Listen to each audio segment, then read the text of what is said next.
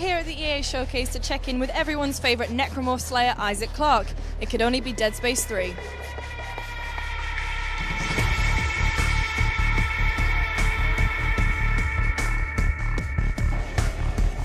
So we're here with Steve Papoutsis, who's the executive producer on the upcoming Dead Space 3. So Steve, what's the story in Dead Space? How's Isaac doing? Well, he's doing pretty good. Dead Space 3 takes place about 2 months after the end of Dead Space 2. And Isaac's kind of wants to get away from everything. He's kind of laying low. He's living on a place called the Lunar Colony before he gets swept into this new adventure. I understand he ends up on a bit of a snow planet called Tau Volantis. Yep, Isaac does find his way to Tau Volantis. Tau Volantis is really interesting for us on the dev team. We wanted to create an environment that had a personality. And Tau Volantis speaks to personality in a lot of different ways. It speaks to survival and tension and visibility and, mystery. So it's a place that there's going to be a lot of questions asked about and a lot of questions answered. But are there still going to be, those crammed, dark space stations we've come to know and love? Yeah, of course we're going to have that stuff. Actually, throughout the game, in the first act of the game, Isaac is in a place we call the Lost Flotilla, which is essentially a ship graveyard orbiting Tau Volantis. So during that sequence of the game, he's going to get to explore a variety of different ships. So it'll feel very similar to things that you may have experienced in the previous games. Once he gets down to Tau Volantis, it's not just frozen tundra. It's actually the site of an archaeological dig and a bunch of experiments. So you'll have research facilities, archaeological digs, and you'll be able to go in and out of various installations. So you'll have interiors just like you might have experienced on the Sprawl. So Isaac's not alone this time. We've got drop-in, drop-out co-op. Can you tell us a little bit about his partner, John Carver? Sure. So John Carver is a new addition to the Dead Space universe. He's a soldier, but he's a lot more than just that. As you saw today in the co-op demo, he actually has kind of his own story going on, and he's kind of got his own inner demons he needs to work out. So Carver has issues of his own. How's that gonna affect him as he goes on?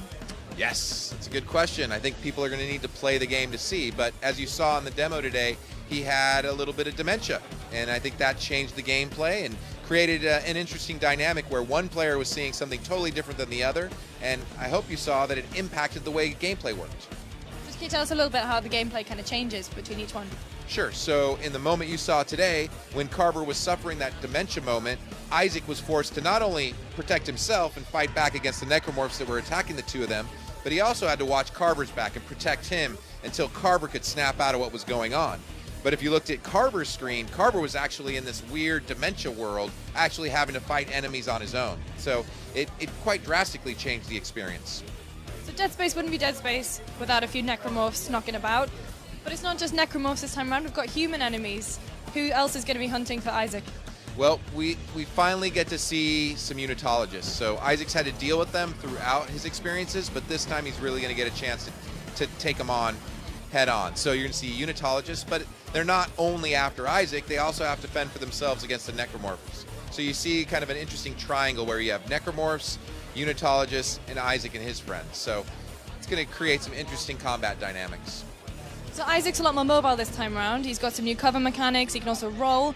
Any word from the fans? Are they worried it's becoming, too much of a classic third-person, first-person shooter? Well, I think there definitely have been some talk. There's been talk about people being concerned about what's going on, but the way we look at it is Dead Space 3 is the third game in the series, and Isaac has continued to evolve from every game. So within our universe, it's really important that we're telling interesting stories, and interesting characters need to have flaws and strengths. They need to have weaknesses.